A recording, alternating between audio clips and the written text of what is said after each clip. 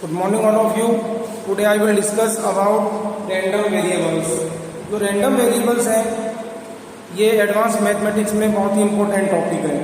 तो random variables को समझने से पहले अपने को प्रोबेबिलिटी के बेसिक कंसेप्ट्स पता होने बहुत ज़रूरी हैं। ठीक है, तो random वेरिएबल को समझने के लिए सबसे पहले अपन जो प्रोबेबिलिटी पढ़ी है आप लोगों ने, तो बेसिक प्रोबेबिलिटी के जो रूल्स हैं वो अपने को उनके बारे में अपने को कंप्लीट नॉलेज होना बहुत ज़रूरी है। ठीक है, तो रैंडम वेरिएबल्स को पढ़ने से पहले अपन प्रोबेबिलिटी की थोड़ी सी बात करेंगे। प्रोबेबिलिटी की बेसिक जो टर्मिनोलॉजी है उसके बारे में डिस्कस करेंगे। ठीक है, तो आज अपना टॉपिक रहेगा रैंडम वेरिएबल्स। ठीक है, अब ये रैंडम वेरिएबल्स है ये एडवांस इंजीनियरिंग मैथमेटिक्स में रैंडम वेरिएबल्स का बहुत ही इंपॉर्टेंट रोल है। ठीक है, जैसे जैसे अपन पढ़ेंगे कि रैंडम वेरिएबल्स का इंजीनियरिंग मैथमेटिक्स में क्या इंपॉर्टेंस होती है, तो कहाँ पे रैंडम वेरिएबल्स की एप्लीकेशन का अपन इंजीनियरिंग के फील्ड में यूज करेंगे, ये अपन इसमें आगे फर्दर डिस्कस करेंगे। ठीक है, तो रैंडम वेरिएबल्स को समझने से पहले आज अपन बात करते हैं प्रोबेबिलिटी के बारे में। पहले प्रोबेबिलिटी के बेसिक रूल्स के बारे में अपन बात करेंगे, फिर अपन रैंडम वेरिएबल्स के बारे में आगे डिटेल में डिस्कस करेंगे। ठीक है, तो फर्स्ट ऑफ ऑल अपन बात करते हैं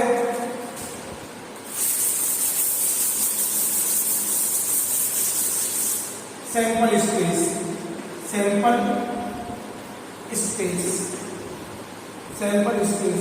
जब आपने प्रोबेबिलिटी के बेसिक कंसेप्ट पढ़े थे, आपने 11th क्लास में पढ़ा है आपने, या 9th 10th क्लास में जो बेसिक प्रोबेबिलिटी अपन पढ़ते हैं वहाँ पे प्रोबेबिलिटी पढ़ी थी, तो ये टर्मिनोलॉजी बार बार यूज आती है। Sample space, random experiment,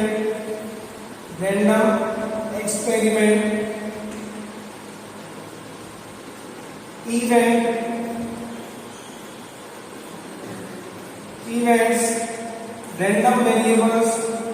random variables. ठीक है, तो ये बेसिक टर्मिनोलॉजी है, ये प्रोबेबिलिटी की क्या है, बेसिक टर्मिनोलॉजी है। प्रोबेबिलिटी को समझने के लिए, रैंडम वेरिएबल्स को समझने के लिए अपने को ये बेसिक टर्म्स है इनके बारे में पता होना बहुत जरूरी है। अभी सैंपल स्पेस क्या होता है, रैंडम एक्सपेरिमेंट क्या होता है, इवेंट्स क्या होते हैं, रैंडम वेरिएबल्स क्या होते हैं, कितने टाइप के रैंडम वेरिएबल्स हैं, ये अपन आज की क्लास में डिस्कस करेंगे। तो सबसे पहले मैं बात करता हूँ रैंडम एक्सपेरिमेंट। रैंडम एक्सपेरिमेंट क्या होता है, ऐसा एक्सपेरिमेंट, इस डेफिनेशन को आपको अपने माइंड में रखना है। रैंडम एक्सपेरिमेंट किसको बोलेंगे अपन, ऐसा एक्सपेरिमेंट जिसके आउटकम्स हैं, ऐसा एक्सपेरिमेंट जिसके आउटकम्स क्या है, निश्चित नहीं है। ऐसा एक्सपेरिमेंट जिसके आउटकम्स बोल दो या रिजल्ट्स बोल दो, उसके रिजल्ट्स क्या मिलेगा, कोई एक्सपेरिमेंट किया अपन ने। जैसे मान लो अपन ने एक कॉइन को, एक छोटा सा एग्जाम्पल लेते हैं, एक कॉइन है अपने पास, तो कॉइन में क्या होता है, हेड होगा तो टेल। दो, जब कॉइन को अपन उछालते हैं, कॉइन को ड्रॉ करते हैं, तो दो ही रिजल्ट मिल सकते हैं अपने को, या तो हेड मिलेगा या अपने को टेल मिलेगा। ठीक है, तो जब कॉइन को अपन क्या करते हैं, उछालते हैं, कॉइन को ड्रॉ करते हैं, तो उसमें हेड आएगा या टेल आएगा ये अपने को नहीं पता है। ठीक है, हेड भी आ सकता है और टेल भी आ सकता है। तो कॉइन को उछालना किस टाइप का प्रयोग है, किस टाइप का एक्सपेरिमेंट है, रैंडम एक्सपेरिमेंट बोलेंगे। एक डाइस होती है, इसको आप पासा बोलते हैं। जब पासे में कितने, पासे के अंदर या डाइस के अंदर कितने नंबर होते हैं, 6 नंबर होते हैं। ये देखो, अगर मैं डाइस की बात करूँ तो डाइस में कौन से नंबर होते हैं, 1 2 3 4 5 एंड 6। तो किसी भी डाइस या पासे के अंदर कितने नंबर होते हैं, 6 नंबर होते हैं। जब अपन डाइस को उछालते हैं, पासे को उछालते हैं, तो उसमें 1 भी आ सकता है, 2 भी आ सकता है, 3 भी आ सकता है, 4 भी आ सकता है, 5 भी आ सकता है एंड 6 भी आ सकता है। तो डाइस को उछालने पर या सिक्के को उछालने पर उसका क्या रिजल्ट अपने को मिलेगा ये कभी भी श्योर नहीं होता है। सिक्के को उछालेंगे तो हेड मिल जाए, हो सकता है टेल मिल जाए। डाइस को अपन उछालते हैं तो अपने को या तो 1 मिल सकता है, या मान लो 5 मिल गया या 6 मिल गया। तो ऐसे एक्सपेरिमेंट जिनके आउटकम्स हैं, जिनके रिजल्ट्स हैं, वो श्योर नहीं होते हैं, निश्चित नहीं होते हैं, तो उन एक्सपेरिमेंट्स को क्या बोलते हैं अपन? रैंडम एक्सपेरिमेंट कहते हैं। ठीक है, तो ये क्लियर हो गया होगा कि ऐसे एक्सपेरिमेंट जिनका रिजल्ट अपने को क्या है, निश्चित रिजल्ट का पता नहीं रिजल्ट क्या आएगा, तो ऐसे एक्सपेरिमेंट क्या कहलाते हैं? रैंडम एक्सपेरिमेंट कहलाते हैं। ठीक है, तो अपन डेफिनेशन की बात करूं तो which experiment these outcomes are not sure, which experiment, ऐसे एक्सपेरिमेंट जिनके आउटकम्स श्योर नहीं है, जिनके रिजल्ट्स श्योर नहीं है, उनको क्या बोलते हैं अपन? रैंडम एक्सपेरिमेंट बोलते हैं। ठीक है, अब सेकंड बात करते हैं अपन सैंपल स्पेस। ये सैंपल स्पेस क्या होता है? सैंपल स्पेस की अगर मैं डेफिनेशन की बात करूं तो देखो, मैं डेफिनेशन की बात करूं सैंपल स्पेस की,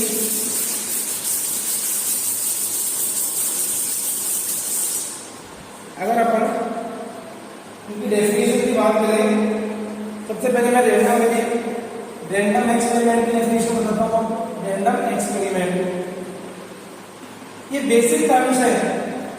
इन बेसिक टर्म्स के बारे में अगर आपको नहीं पता होगा तो अपन रैंडम वेरिएबल जो अपना मेन टॉपिक है इसको नहीं समझ पाएंगे।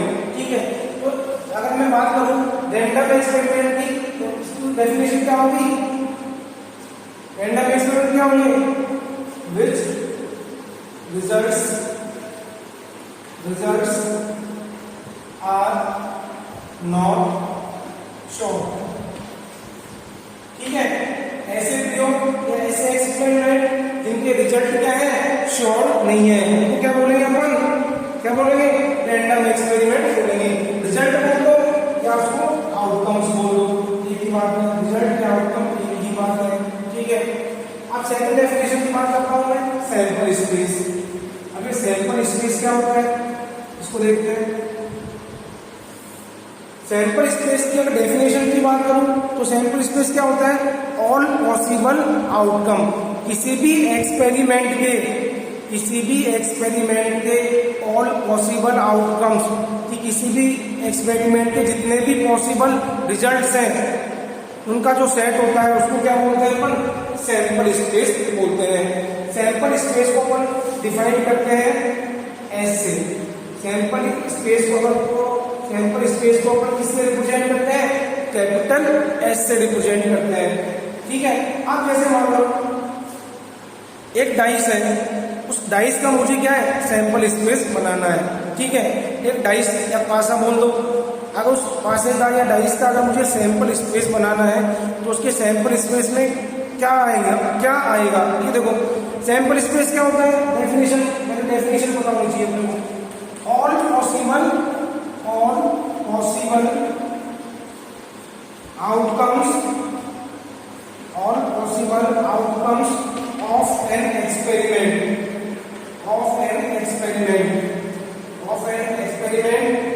is known as is called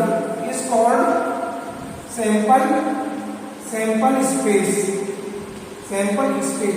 किसी भी एक्सपेरिमेंट के जितने भी पॉसिबल आउटकम्स हैं उसके सेट को क्या बोलते हैं? सैंपल स्पेस बोलते हैं। अब मान लो एक डाइस है, और डाइस को अगर मैं ड्रॉ करता हूँ, डाइस को उछालता हूँ, तो मुझे कितने आउटकम्स मिल सकते हैं? या तो 1 मिलेगा, या 2 मिलेगा, या 3 मिलेगा, या 4 मिलेगा, या 5 मिलेगा, या 6 मिलेगा। ठीक है, तो अगर मैं डाइस का सैंपल स्पेस बनाऊं तो देखो सैंपल स्पेस क्या बनेगा? ये आपको कर्ली ब्रैकेट लगाना है, उस कर्ली ब्रैकेट के अंदर इस डाइस का सैंपल स्पेस बना लो, तो इसके लिए क्या आ सकती है? All possible outcomes 1 2 3 4 5 and 6। तो डाइस के अंदर 6 कंडीशन मिलेगी अपने को, इनके अलावा कोई भी कंडीशन नहीं मिल सकती। तो डाइस की ये टोटल 6 कंडीशन है, 1 आ सकता है, 2 3 4 5 एंड 6। तो किसी भी एक्सपेरिमेंट की जितनी भी पॉसिबल कंडीशंस होती है, पॉसिबल रिजल्ट्स होते हैं, उनको अगर एक सेट के रूप में देखते हैं तो उसको क्या बोलते हैं अपन? सैंपल स्पेस बोलते हैं। अब ऐसे ही मान लो एक कॉइन है, एक सिक्का है मेरे पास, और मुझे उस कॉइन को उछालता हूँ। ठीक है, अब उस कॉइन को उछालने पर मुझे या तो हेड मिलेगा या टेल मिलेगा। अब मैं एक कॉइन का अगर मैं सैंपल स्पेस बनाऊंगा तो कॉइन का सैंपल स्पेस क्या बनेगा? ये देखो, अगर मैं कॉइन का सैंपल स्पेस बनाता हूँ तो कॉइन का सैंपल स्पेस क्या बनेगा? कॉइन को में दो ही कंडीशन मिलेगी, या तो हेड मिलेगा या अपने को टेल मिलेगा, इसके अलावा कोई भी, इसके अलावा तो कोई रिजल्ट आने से तो क्या होगा, हेड और टेल। तो ये किसका बन गया सैंपल स्पेस, ये कॉइन का, ये किसका बन गया, कॉइन। तो ये कॉइन का सैंपल स्पेस क्या बन गया, हेड एंड टेल। अगर दो कॉइन होंगे तो क्या होगा, दो कॉइन का सैंपल स्पेस बना लेंगे। तीन कॉइन होंगे तो तीन कॉइन की कितनी कंडीशन बन सकती है, ठीक है। तो जितनी भी और पॉसिबल आउटकम्स होते हैं किसी भी एक्सपेरिमेंट के, और पॉसिबल आउटकम्स को क्या बोलते हैं अपन, सैंपल स्पेस बोलते हैं, ठीक है। तो ये बेसिक चीजें अपने को क्या होनी चाहिए, पता होनी चाहिए, ठीक है। नेक्स्ट पार्ट करते हैं अपन प्रोबेबिलिटी की डेफिनेशन के बारे में। प्रोबेबिलिटी की डेफिनेशन क्या होती है इसके बारे में बात करते हैं। जो आपने बेसिक 9th-10th क्लास में पढ़ी होगी कि प्रोबेबिलिटी की डेफिनेशन क्या होती है, ठीक है। एक चीज और ध्यान रखना, सैंपल स्पेस जैसे अपन ने एक कॉइन के लिए सैंपल स्पेस बनाया था अभी, हेड एंड टेल। एक डाइस के लिए बनाया था अभी अपन ने सैंपल स्पेस 1 2 3 4 5 एंड 6, ठीक है। तो ये हेड है, ये टेल है, या ये 1 2 3 4 5 6। तो सैंपल स्पेस के अंदर जो ये पॉइंट्स होते हैं इनको क्या बोलते हैं अपन, सैंपल पॉइंट बोलते हैं। इनको क्या बोलेंगे अपन, सैंपल पॉइंट, सैंपल पॉइंट, ठीक है। एक चीज होती है इवेंट। इवेंट क्या होती है, घटना। इवेंट को क्या बोलते हैं अपन इंग्लिश, हिंदी में क्या बोलेंगे, घटना। तो जैसे मान लो कॉइन को उछालने, तो कॉइन को उछालने पर अपने को हेड भी आ सकता है या टेल आ सकता है। या तो डाइस को उछालते हैं अपन तो 1 मिल गया, मान लो 3 भी मिल सकता है, कुछ भी मिल सकता है, 1 से लेकर 6 तक कुछ भी मिल सकता है अपने को, ठीक है। तो ये जो हेड का मिलना या टेल का मिलना या किसी भी नंबर का मिलना, इसको क्या बोलते हैं अपन, इनको बोलते हैं अपन इवेंट्स। क्या बोलते हैं, इवेंट्स, ठीक है। तो इस चीज को भी अपने को ध्यान रखना है। नेक्स्ट बात करते हैं अपन definition of probability. Definition of probability, definition of probability, probability. अगर मैं डेफिनेशन की बात करूं, प्रोबेबिलिटी की डेफिनेशन की बात करूं, तो देखो क्या होती है डेफिनेशन। प्रोबेबिलिटी को किससे डिनोट करते हैं अपन, पी से, पी ए। पी ए का मीनिंग क्या होगा, इसको कैसे रीड करेंगे अपन, probability of event A, probability of event A, probability of event A. उसकी डेफिनेशन क्या बनेगी, number of favourable condition, number of favourable condition upon total number of condition, total number of condition. ये probability की क्या है, definition है। किसी भी अगर इवेंट की अपने को प्रोबेबिलिटी निकालनी है तो उसका क्या फॉर्मूला यूज करेंगे अपन, कि नंबर ऑफ फेवरेबल कंडीशन, कि उस इवेंट के फेवर में कितनी कंडीशन है, बटे टोटल नंबर ऑफ कंडीशन, तो टोटल नंबर ऑफ कंडीशन कितनी है, ठीक है। जैसे मान लो एक कॉइन है, एक एग्जांपल से मैं आपको क्लियर कर रहा हूँ। एक कॉइन है, उस कॉइन को अपन उछालते हैं तो उसमें अपने को या तो हेड मिलेगा या टेल मिलेगा, ठीक है। अब आपको ये पूछ लिया कि हेड आने की क्या प्रोबेबिलिटी है, एक कॉइन को उछालो तो आपसे ये पूछ लिया कि हेड आने की क्या प्रोबेबिलिटी है। तो सबसे पहले तो क्या बनाओगे आप, सैंपल स्पेस बनाओगे कॉइन का। तो कॉइन का सैंपल स्पेस क्या होता है, हेड और टेल। इसके अलावा तो कोई कंडीशन आ नहीं सकती किसी एक कॉइन को उछालने पर, या तो हेड मिलेगा या टेल। और अपने से क्या पूछा है कि हेड आने की क्या प्रोबेबिलिटी है, हेड आने की क्या प्रोबेबिलिटी है। तो देखो हेड कितनी बार आ सकता है कॉइन को उछालने पर, एक बार आ सकता है। तो हेड के फेवर में कितनी कंडीशन है, एक ही कंडीशन है।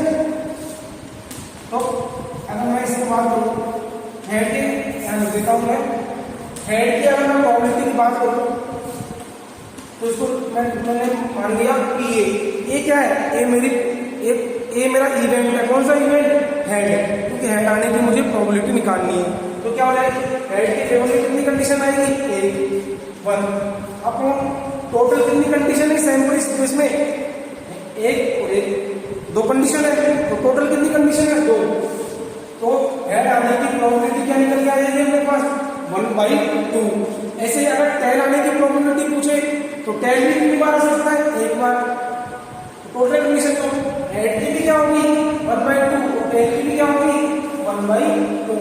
तो ये फॉर्मूला यहाँ पे यूज किया है, नंबर ऑफ फेवरेबल कंडीशन। तो जब हेड की प्रोबेबिलिटी निकालनी तो हेड की फेवर में कितनी कंडीशन है, एक। नीचे क्या आता है टोटल नंबर ऑफ कंडीशन, तो टोटल नंबर ऑफ कंडीशन कितनी है 1 और 1 2, तो 1/2। तो हेड आने की प्रोबेबिलिटी भी 1/2 निकल गई और टेल आने की प्रोबेबिलिटी भी 1/2 निकल गई। ठीक है, तो अपन इस डेफिनेशन तो अपने को माइंड में रखना है कि क्लासिकल डेफिनेशन है, क्लासिकल डेफिनेशन ऑफ प्रोबेबिलिटी।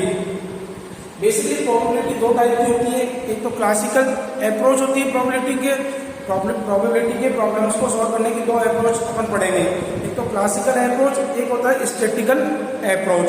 ठीक है, तो ये तो डेफिनेशन है, ये कौन सा डेफिनेशन है, classical definition of, classical theory definition of probability का। क्लियर है चीज। नेक्स्ट बात करते हैं अपन, अभी बेसिक चीजें देख ली अपन ने, सैंपल स्पेस क्या होता है, इवेंट्स क्या होते हैं, रैंडम एक्सपेरिमेंट क्या होता है, डेफिनेशन ऑफ प्रोबेबिलिटी ये क्या होती है। अब बात करेंगे अपना टॉपिक रैंडम वेरिएबल पे। ठीक है, रैंडम वेरिएबल क्या होता है,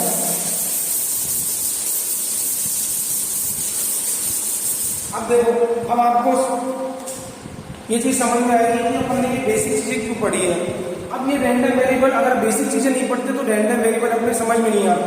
अब देखो, अब ये रैंडम वेरिएबल क्या होता है, किसी भी सैंपल स्पेस में देखो सबसे पहले क्या होता है, एक्सपेरिमेंट होता है। सबसे पहले क्या करते हैं अपन, एक्सपेरिमेंट। फिर एक्सपेरिमेंट के बाद क्या बनता है, सैंपल स्पेस। सैंपल स्पेस ये होता है अप्रोच। ठीक है, और सैंपल स्पेस के अंदर क्या होते हैं, इवेंट्स। सैंपल स्पेस के अंदर जो सैंपल पॉइंट होते हैं या जो क्या होता है, इवेंट होते हैं। तो इस आपको इस ऑर्डर को ध्यान रखना है। सबसे पहले क्या करेंगे अपन, रैंडम एक्सपेरिमेंट, इसको लिखो रैंडम एक्सपेरिमेंट। सबसे पहले रैंडम एक्सपेरिमेंट करते हैं। ठीक है, फिर क्या करते हैं, रैंडम एक्सपेरिमेंट से क्या होता है, फिर सैंपल स्पेस बनेगा। मान लो एक कॉइन है, इस एक कॉइन को मैंने ड्रॉ किया, ये कॉइन को उछाला, तो कॉइन को उछालना तो क्या कहलाएगा मेरा, रैंडम एक्सपेरिमेंट कहलाएगा। ठीक है, ठीक है, तो रैंडम एक्सपेरिमेंट मान लो मेरा है draw a coin, draw a coin, draw a coin, ये क्या हो गया मेरा, एक रैंडम एक्सपेरिमेंट है। जब मैंने कॉइन को मैंने उछाला या ड्रॉ किया तो उसका अगर मैं सैंपल पॉइंट बनाऊंगा, सैंपल स्पेस बनाऊंगा, सैंपल स्पेस क्या बनेगा, कॉइन का सैंपल स्पेस बनेगा। एक कॉइन की बात कर रहा हूं मैं, ओनली वन कॉइन की, तो वन कॉइन का सैंपल स्पेस क्या बनेगा, हेड या टेल, ये दो चीज बनेगी। ठीक है, ये क्या कहलाते हैं अपने, इनको बोलते हैं अपन इवेंट्स। ये क्या होते हैं अपने इवेंट्स, ये क्या होते हैं, हेड और टेल क्या है अपना, इवेंट है, सैंपल पॉइंट है। ठीक है, अब बात करते हैं रैंडम वेरिएबल। तो अगर मैं डेफिनेशन की बात करूं, रैंडम वेरिएबल की अगर मैं डेफिनेशन की बात करूं तो रैंडम वेरिएबल डेफिनेशन क्या होती है कि जो सैंपल स्पेस है, सैंपल स्पेस के जो पॉइंट्स हैं, सैंपल पॉइंट है या जो इवेंट्स हैं, तो उस इवेंट को क्या है, सैंपल स्पेस के जो इवेंट है उनको एक फंक्शन से रिप्रेजेंट करते हैं अपन। सैंपल स्पेस के जो पॉइंट्स होते हैं उनको एक फंक्शन से रिप्रेजेंट करते हैं। उस फंक्शन को क्या बोलते हैं अपन बेटा, उस फंक्शन को बोलते हैं अपन रैंडम वेरिएबल। सैंपल स्पेस के जो पॉइंट्स होते हैं उनको अपन एक फंक्शन से डिनोट करते हैं, इसको क्या बोलते हैं अपन, रैंडम वेरिएबल। और रैंडम वेरिएबल को अपन हमेशा कैपिटल ए से रिप्रेजेंट करेंगे, रिप्रेजेंट कैपिटल एक्स।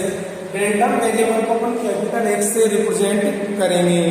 ठीक है, रैंडम वेरिएबल को अपन कैपिटल एक्स से रिप्रेजेंट करेंगे। अब एक एग्जांपल से आपको क्लियर कर रहा हूं कि रैंडम वेरिएबल क्या होता है,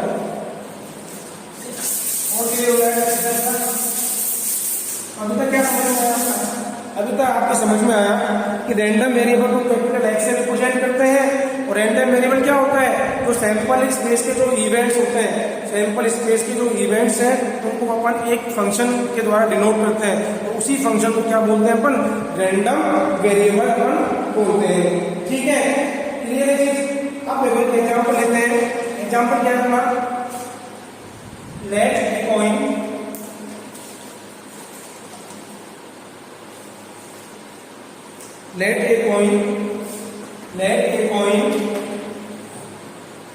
tosses thrice। एक कॉइन लिया हमने, उस कॉइन को क्या करते हैं अपन 3 बार क्या करते हैं, टॉस करते हैं या उसको उछालते हैं कॉइन को। एंड रैंडम वेरिएबल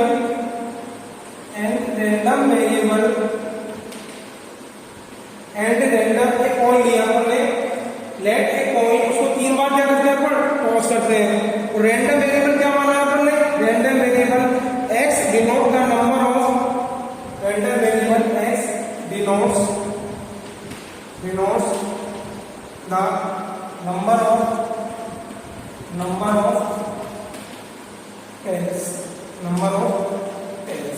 ठीक है, number of tails that turn up x। अब देखो एक एग्जांपल से अपन रैंडम वेरिएबल को क्लियर करते हैं। अपन ने क्या लिया, एक कॉइन लिया, उसको कॉइन को कितनी बार टॉस करेंगे अपन, 3 बार टॉस करेंगे, ठीक है। एक कॉइन को अपन क्या करेंगे, 3 बार टॉस करेंगे। तो कॉइन को जब टॉस करते हैं कॉइन को, तो या तो उसमें हेड आएगा या टेल आएगा, ठीक है।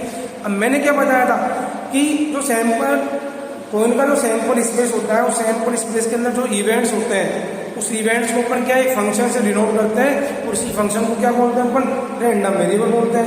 अब मैंने फंक्शन कौन सा मान लिया कि रैंडम वेरिएबल एक्स, ये क्या माना है मैंने, नंबर ऑफ टेल, कि उस कॉइन को उछालने पर अपने को टेल कितनी बार मिलेगा, या तो हेड मिलता है या टेल मिलेगा। अब कॉइन को उछालते हैं तो 3 बार उछालेंगे कॉइन को। तो देखो पहली बार उछाला अपन ने कॉइन को, तो हो सकता है अपने को क्या मिल गया, हेड मिल गया, ठीक है। दूसरी बार टेल मिल सकता है, कुछ भी प्रोबेबिलिटी हो सकती है। तो ये अपने को तो रैंडम वेरिएबल एक्स माना है, वो किसको माना अपने को, टेल। ये देखो X denote the number of tail is that turn up, ठीक है। तो टेल कितनी बार हो सकता है, एक बार की 3 बार ही क्या मिले अपने को, एक्स किसको डिनोट कर रहा है, नंबर ऑफ, 3 बार उछालने पर अपने को टेल कितनी बार मिले। तो हो सकता है कि 3 बार ही हेड आ गया, अब 3 बार ही हेड आ गया, टेल कितनी बार आया, 0 बार आ गया। या हो सकता है 1 बार टेल आ जाए, या हो सकता है 2 बार टेल आ जाए, और या हो सकता है कि 3 बार उछालेंगे अपन, 3 बार ही हमें अपने को क्या मिले, टेल मिले, 3 बार ही क्या मिले अपने को, टेल मिले। तो ये क्या हो गया अपना रैंडम वेरिएबल एक्स माना अपन ने, वो किसको शो कर रहा है, नंबर ऑफ टेल। इस को क्रॉस करने पर अपने को टेल कितनी बार मैक्सिमम मिल सकता है, तो हो सकता है तीनों एक बार भी अपने को टेल नहीं मिले तो 0, ये एक बार मिल जाए 1, या 2 बार टेल आ जाए, या तीनों ही बार क्या मिले अपने को, टेल मिल जाए। तो ये क्या हो गया अपना रैंडम वेरिएबल, और रैंडम वेरिएबल को कैपिटल एक्स से रिप्रेजेंट करेंगे, ठीक है। तो ये रैंडम वेरिएबल का कॉन्सेप्ट आपके क्लियर हुआ। रैंडम वेरिएबल से जब अपन क्वेश्चंस करेंगे, प्रॉब्लम्स करेंगे, तो अच्छे से अपने को ये कॉन्सेप्ट क्लियर हो जाएगा। अब बात करते हैं कि रैंडम वेरिएबल कितने टाइप के होते हैं। यहाँ अपने सिलेबस में अपन 2 टाइप के रैंडम वेरिएबल पढ़ेंगे। पहला तो अपन पढ़ेंगे discrete random variable, discrete random variable, discrete random variable, और सेकंड होता है अपना कंटिन्यूअस रैंडम वेरिएबल, ठीक है। 2 टाइप के रैंडम वेरिएबल होते हैं, डिस्क्रीट रैंडम वेरिएबल, और सेकंड होता है कंटिन्यूअस रैंडम वेरिएबल। अब इन दोनों टाइप के रैंडम वेरिएबल है, डिस्क्रीट रैंडम वेरिएबल और कंटिन्यूअस रैंडम वेरिएबल को अपन क्या करेंगे, डिटेल में पढ़ेंगे, इनके एग्जांपल डिस्कस करेंगे। देन अपन क्या करेंगे, जब अपन दोनों टाइप पढ़ लेंगे, फिर अपन न्यूमेरिकल जो प्रॉब्लम्स आएगी, न्यूमेरिकल प्रॉब्लम्स को डिस्कस करेंगे। तो आज की क्लास में इतना ही है। नेक्स्ट क्लास में अपन डिस्क्रीट रैंडम वेरिएबल और कंटिन्यूअस रैंडम वेरिएबल के बारे में डिस्कस करेंगे, ठीक है। तो आज की क्लास में इतना ही, थैंक यू।